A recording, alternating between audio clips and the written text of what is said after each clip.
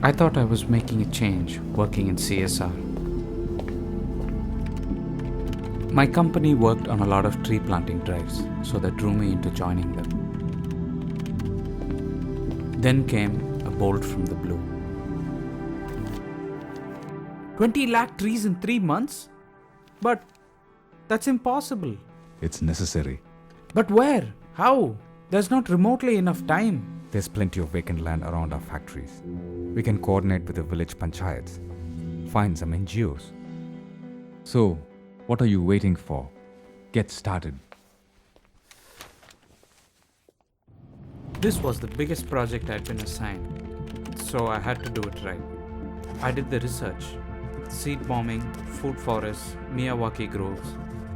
I thought I had a perfect plan. Then I saw an article. It changed everything. There was a phone number. I made the call.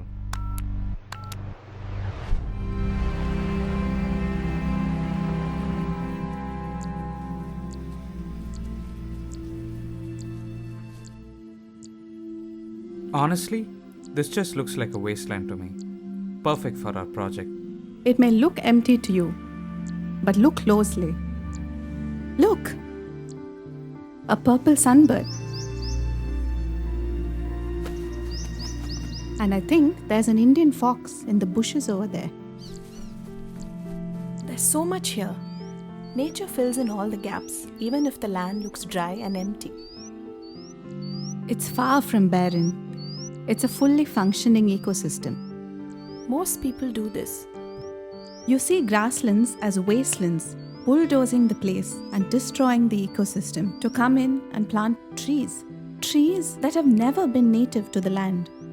And most of the saplings don't even survive. That's not sustainable and it's not saving the environment.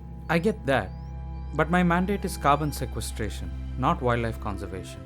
I've been told trees are the best for carbon storage. Do grasslands even sequester carbon? Of course they do. These ecosystems store carbon in the soil. Trying to grow trees in these semi-arid regions will harm specialized biodiversity and deplete the water table. Sure, but that's just the starting. Wouldn't tall trees make it up? The trees you plant now will take a few years before they start storing carbon. In the meantime, all the good work the grassland was doing is lost. I have a target to achieve, and 20 lakh trees looks good in the reports. You want to plant 20 lakh random trees? Let me show you something.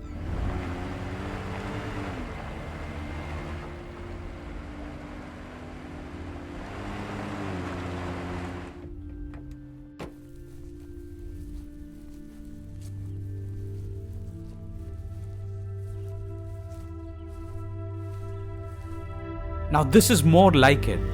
Look at how clean and organized it is. This is great. Doesn't it look great? Isn't it great?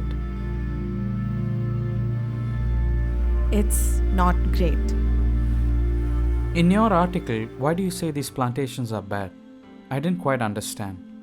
You know what these plantations are called, right? No. They're called monocultures, a single species planted over and over again. They're still trees. What's the problem?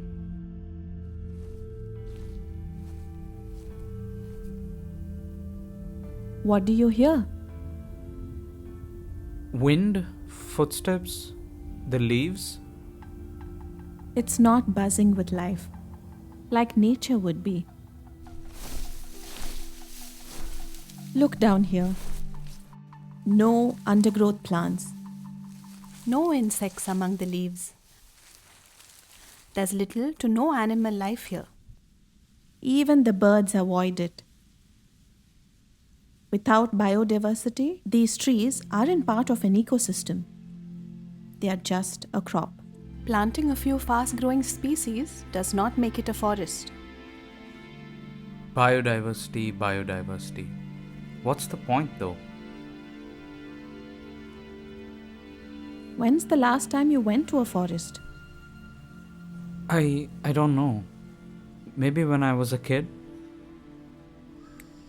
I'll take you.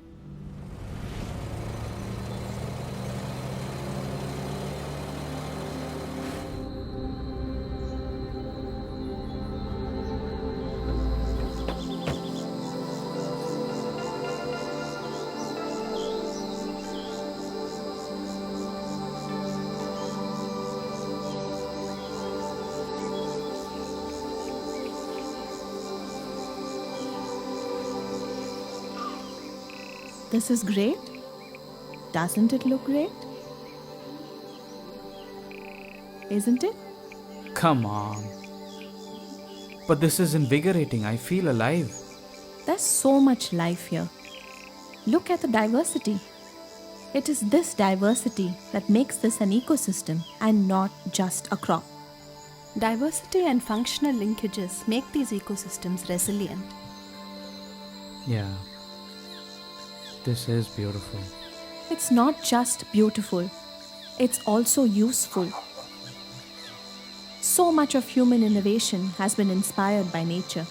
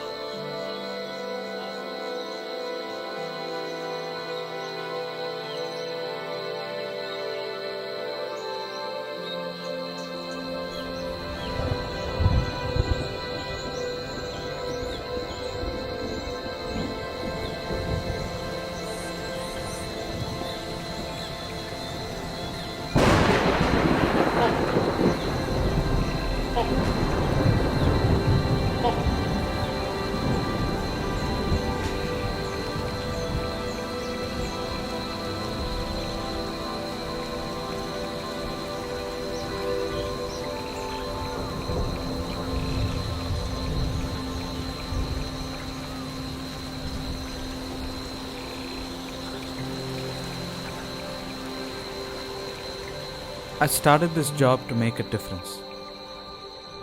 Now it's all spreadsheets and targets. I need to make a change. But what am I supposed to do? Grow a forest instead of a plantation? How will I reach my goals? Forests also hold carbon. And they support so much biodiversity, which is what we need. They can also take care of themselves for a long time. One way you could make a change is through ecosystem restoration. Restoration? What's that? Restoration is fixing degraded land like this. The first step is getting to know the land. What was the vegetation like? Was there a forest here earlier? What used to live here? How were the plants and animals dependent on each other? And most important, how did the area get destroyed or degraded? Was it logged? Was there a fire? Or did it get overrun by weeds? Do your homework.